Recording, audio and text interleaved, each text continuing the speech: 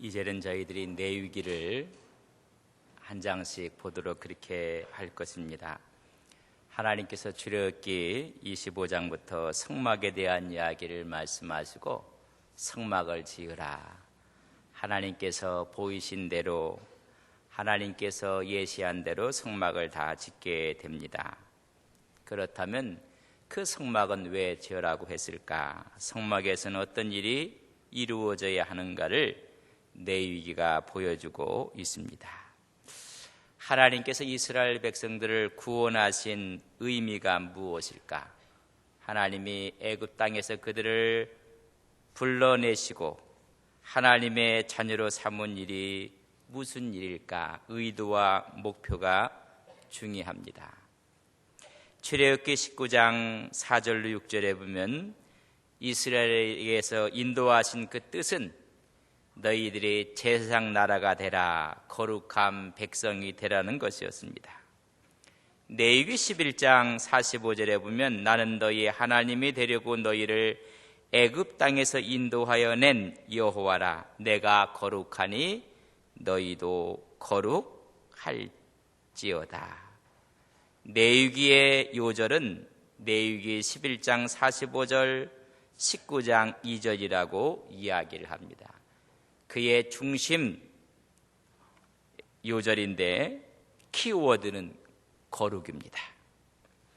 너희는 거룩하라. 이는 나 여호와가 너희 하나님이 거룩함이니라. 레위기를 읽어보면 거룩이라는 이야기가 120회가 기록되어 있습니다. 거룩은 카도시, 구별한다는 뜻을 갖고 있습니다.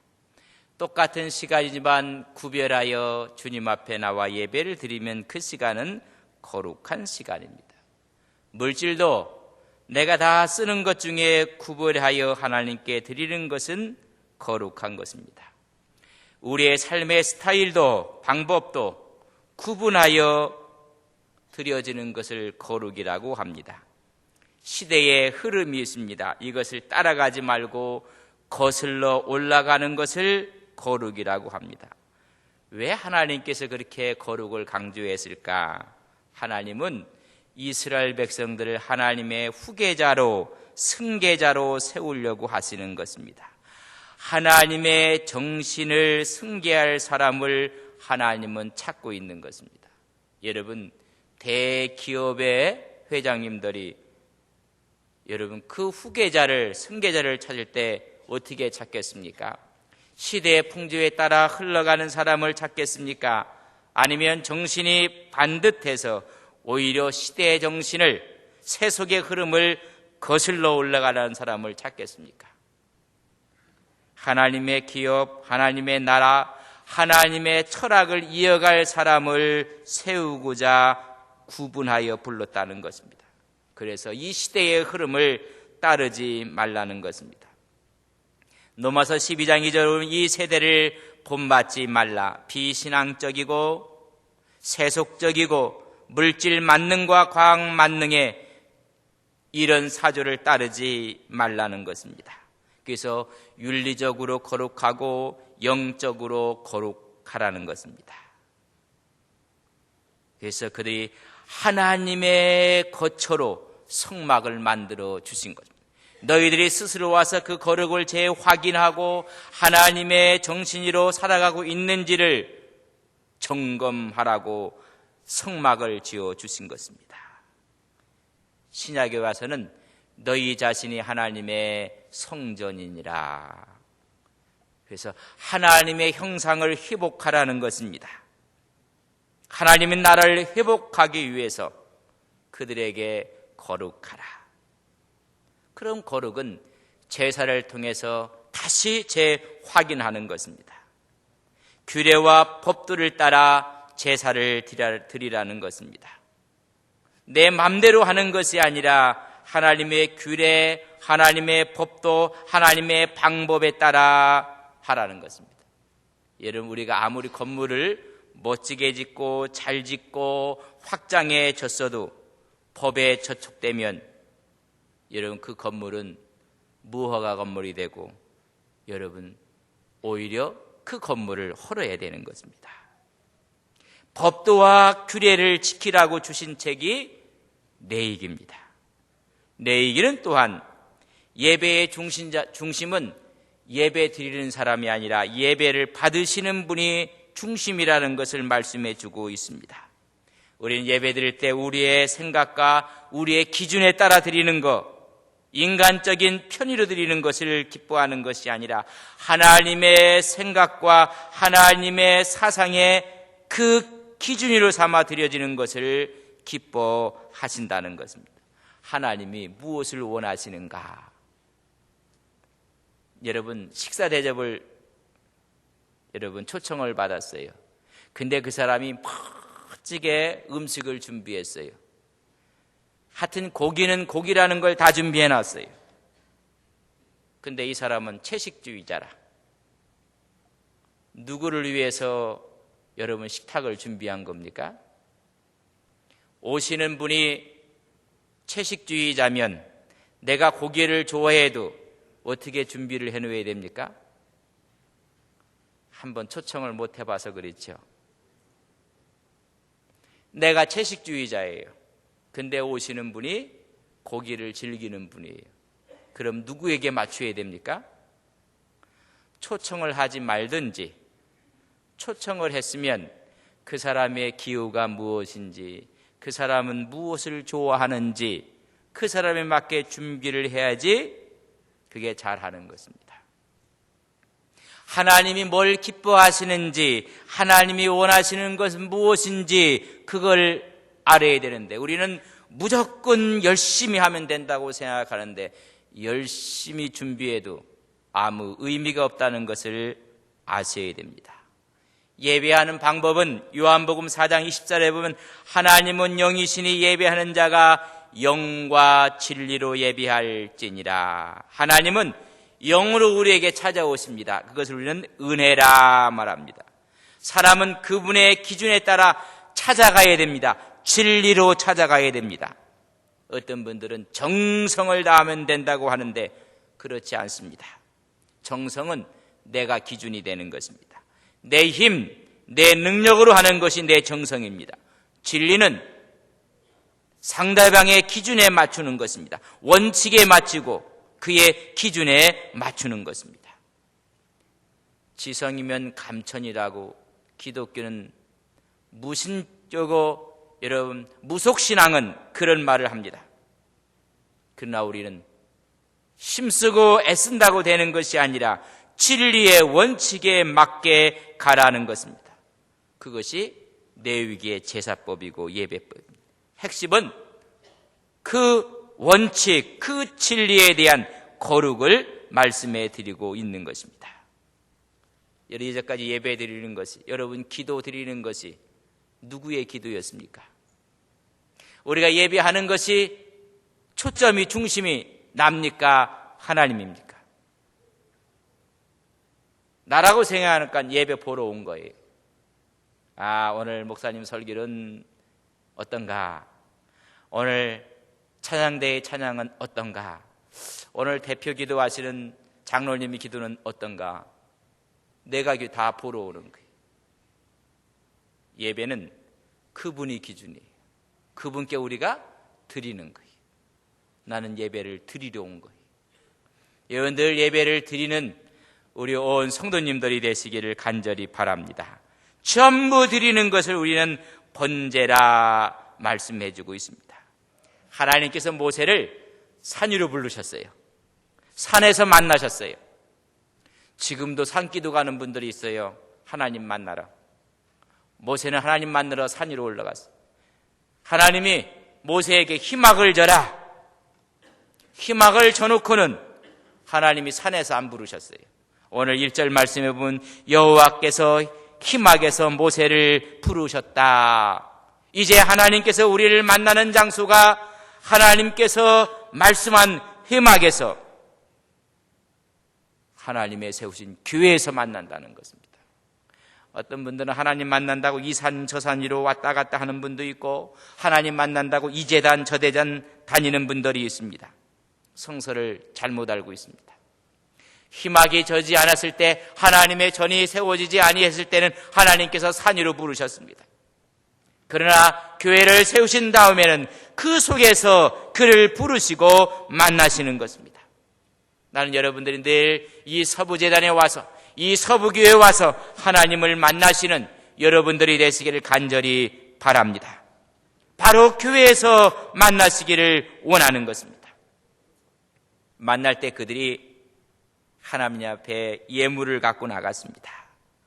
번제는 전체를 다 드린다는 의미가 강합니다. 그래서 어떤 사람은 3절로 9절에 보면 소를, 10절에서 13절에 보면 양과 염소를, 14절에서 17절에 보면 새집 산비둘기 혹은 집비둘기를 갖고 와서 하나님께 제단에 예물을 드리게 됩니다.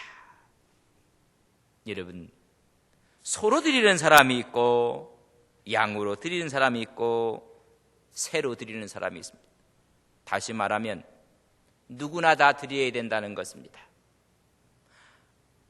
많이 있는 사람이나 그렇지 않은 사람이나 모두가 다 드려야 되는 것입니다. 자기의 형편에 따라 소가 되기도 하고 양이 되기도 하고 새가 되기도 하고 예외가 없습니다. 하나님 앞에 나올 때는 자기 신분에 맞게, 자기 경제력의 능력에 맞게 다 하나님 앞에 드렸습니다. 신약에 와서는 이것은 믿음의 크기에 따라 드려지는 것입니다. 믿음의 사이즈, 그 사이즈는 헌신의 사이즈랑 같은 것입니다. 어떤 사람이 흠없는 소를 드릴 때는 희망문에서 잡으라고 했습니다. 양이든지 혹은 염소는 단 북편에 와서 잡으라 했습니다. 새를 갖고 온 사람은 단에서 잡으라고 했습니다. 여러분, 성경을 잘 읽어보면 소를 갖고 온 사람은 제단에서 먼 데서 잡으라고 했는데 누가 잡는가? 예배를 드리러 오는 사람이 잡았습니다. 양도 단 북편에서 예배를 드리러 온 사람이 양을 잡았습니다. 그러나 제단에서 잡는 것은 새입니다. 그건 예배하러 온 사람이 잡는 것이 아니라 제사장이 잡아 주었습니다. 여러분, 믿음이 강한 사람들은 스스로 헌신하고 스스로 하나님께 나갑니다. 그렇지 못한 사람은 옆에서 도와줘야 됩니다. 오늘도 일주일 전부터 오늘 기다리고 나오신 분들이 있는가 하면 생각이 바뀌어서 어제 준비해서 나오신 사람이 있는가 하면 어젯밤에 구역장님이 전화해서 오늘 나오신 분도 있습니다. 스스로 하느냐 스스로 하지 않느냐에 엄청난 차이가 있습니다. 소는 껍질을 벗기고 각 부위에 각을 뜨고 내장과 정강이를 씻어서 드린다고 했습니다. 양을 드릴 때는 껍질은 벗기지 않고 각을 뜨고 내장과 정강이를 다 씻어서 제단 앞에 드렸습니다. 새를 갖고 온 사람은 머리를 비틀고 날개를 찢고 그러고 드렸습니다. 그것도 자기가 한 것이 제사장이 도움을 통해서 헌신을 하는 것입니다. 여러분, 하나님께서 이 생축을 드리라고 말씀했을 때 오늘 2절에 보면 너희들은 가축 중에서 드리라 그렇게 했습니다. 여러분, 짐승을 드리면 안 됩니다. 가축입니다. 소와 양과 염소와 길들일 수 있는 비둘기 중에 드리라는 것입니다. 야생이나 육식동물을 드려서는 안 됩니다. 초식동물, 곡식을 먹는 동물들을 드리라는 것입니다. 가축 중에서 드리라는 것입니다. 하나님께 드려지는 것은 공격을 당할지언정 공격하지 않는 동물들을 드리라는 것입니다. 우리가 하나님께 나아갈 때 공격성을 가지면 하나님이 기뻐하지 않습니다. 사람이 길들일 수 있는 것으로 드려야 됩니다. 길들일 수 없는 것은 재물이 될 수가 없습니다. 사람을 위해서 봉사할 수 있는 동물들입니다. 사람이 길들일 수 있는 것들로 드리라고 이야기를 했습니다. 여러분, 길들여지지 않는 것은 하나님이 기뻐하지 않습니다. 우리가 하나님께 나와서 예배할 때 우리의 마음이 길들여지지 않은 것은 하나님이 기뻐하지 않는다는 것입니다. 죽어 있는 것은 안 됩니다. 살아있는 것을 갖고 와 드려야 됩니다. 비둘기도 가난한 사람, 없는 사람이 드립니다. 근데 비둘기는 의미가 있습니다. 비둘기는 쌍쌍이 다니는데 한 마리가 먼저 죽으면 결코 다른 비둘기와 같이 사는 법이 없습니다. 죽을 때까지 혼자 삽니다. 유대인들은 언제나 하나님만 보고 살라는 의미가 강하게 있습니다. 이런 제사를 통해서 하나님을 만나는 길, 하나님과 교제하는 것을 말해주는 책이 뇌익입니다. 뇌익을 보면 하나님이 보이고 뇌익을 보면 우리의 삶과 예배가 바뀌어지고 예배가 무엇인지 하나님은 어떤 하나님인가를 보게 만드는 책이 뇌익입니다. 뇌익을 통해서 우리 삶이 바뀌어지고 우리의 삶의 스타일이 바뀌어지는 이런 비결을 갖고 있는 책이 뇌익입니다.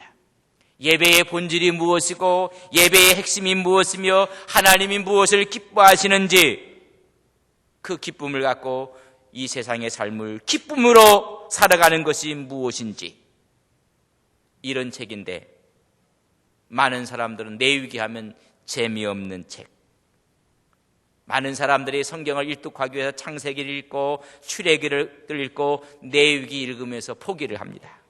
매일 잡는 얘기만 나오고 드리는 얘기만 나오고 재미없다고. 어떤 분은 잠이 안 오면 뇌익을 읽는다고 합니다. 그러면 잠이 온다.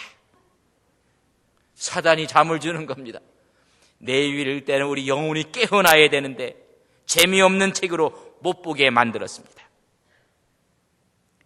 우리가 예배를 드려도 바뀌지 않는 것은 뇌익의 스피릿, 정신이 없어요. 형식만 가지고 있지 내용이 없습니다. 많은 사람들이 예배 형식이 중요합니까? 예배 정신이 중요합니까? 뇌익은 예배 정신을 이야기해주고 있습니다. 예배 정신에 대해서는 여러분 그렇게 많은 관심이 없어요. 그런 예배 형식에 대해서는 십자가가 있느냐 없느냐, 강단이 몇 개를 위에다 올려놨느냐 안 올려놨느냐, 예배의 시간은 어떻게 되고 순서는 어떻게 돼, 여기에는 관심이 있어요. 다 형식입니다. 뇌익은 그 정신을 말하고 있습니다. 여러분, 결혼하는 사람이 그 예식 형식에 따라서 장소가 어디냐, 지난번에 봤더니 강북에다 놔봤더니 강남으로 옮겨야 된다고 문제가 생겼어요. 예식장을 잡았더니 격이 떨어진다고 호텔로 가야 된다고 하고. 세상에 뭐가 더 중요합니까? 결혼의 의미를 잃어버린다는 것과 마찬가지로 오늘 수많은 사람들이 예배를 드리는데 예배의 형식은 있는데 예배의 정신이 전부 다가 빠져나간다는 것입니다. 그래서 뇌익은 재미없는 책, 뇌익은 졸린 책. 아니, 뇌익에는 하나님을 보여주고 있고 예배를 보여주고 있고 인생이 어떻게 살아야 될 것들을 보여주고 있습니다. 우리가 번제를 드릴 때 연락되도록 드려야 됩니다. 기쁘게 받으시도록 드려야 된다고 3절에 말씀해 주고 있습니다. 예배를 받는 분은 하나님입니다. 그분이 원하는 방법으로 드려야 됩니다. 내 중심이 아니라 하나님의 뜻에 맞게 드려야 합니다. 우리가 은혜를 받았느냐 안 받았느냐보다 더 중요한 것은 하나님이 이 예배를 기뻐하시느냐 안 하시느냐에 관심을 두어야 됩니다. 예배를 드리러 와서 우리가 번제물이 드려지는 것입니다. 전부를 드리라고 했습니다. 9절과 13절에 보면 전부를 제단 위에 드려라. 머리, 우리의 지성도 드려야 됩니다. 기름, 가장 좋은 것입니다. 내장과 정강이는 전부 드리되 씻으라고 했습니다. 내장은 먹은 것이 아직 소화가 덜 됐어요. 세상 찌꺼기들이 남아 있습니다. 이것을 씻어내라는 것입니다.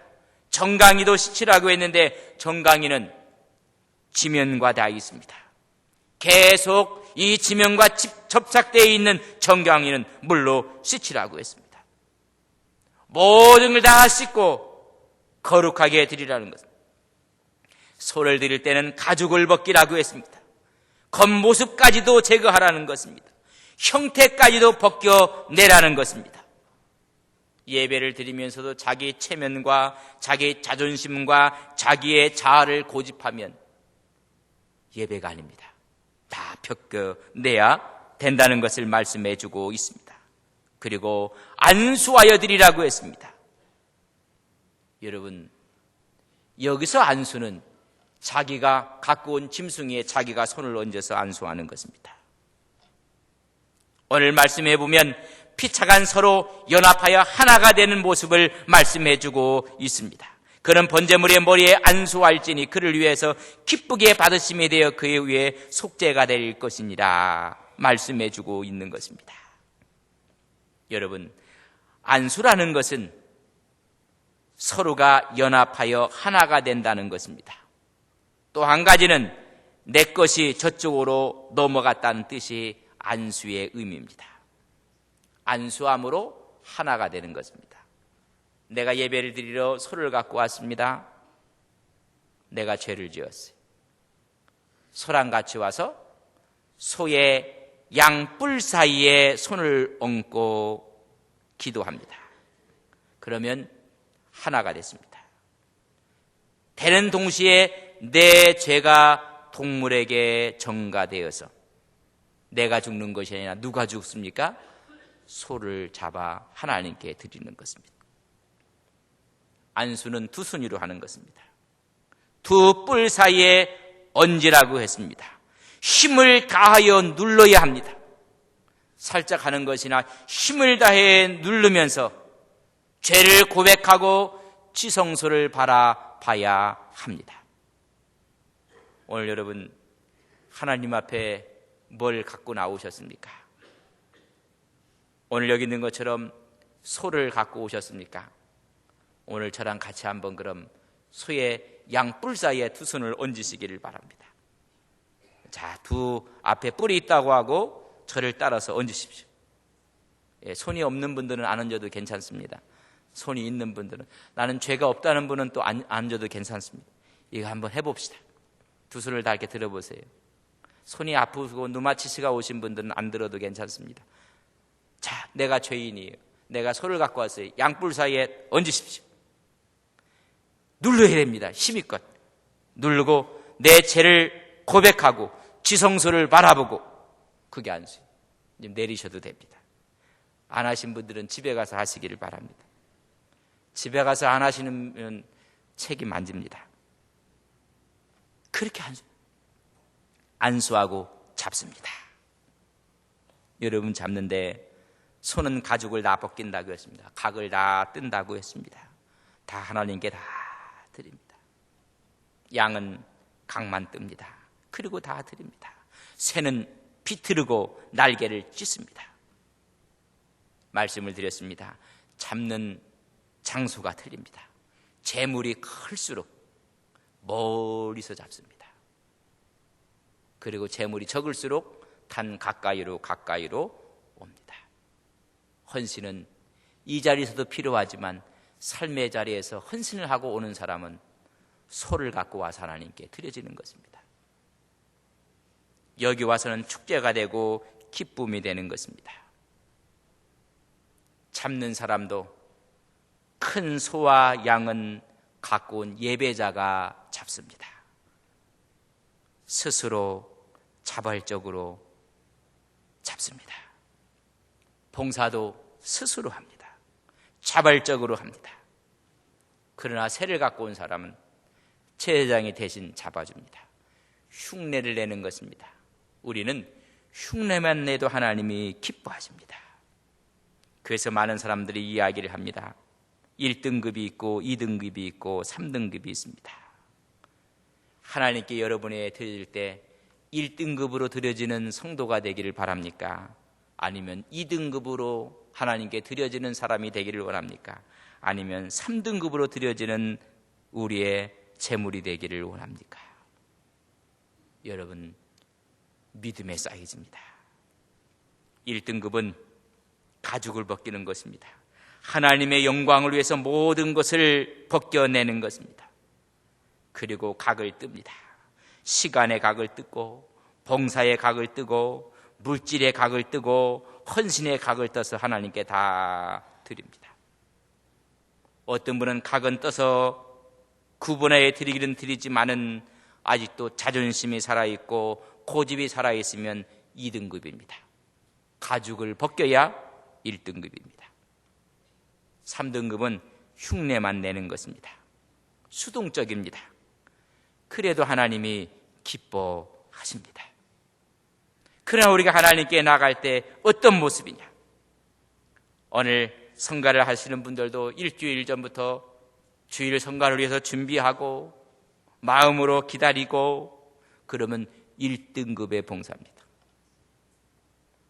그저 그 자리에 와서 그건 3등급입니다. 교사도 마찬가지입니다.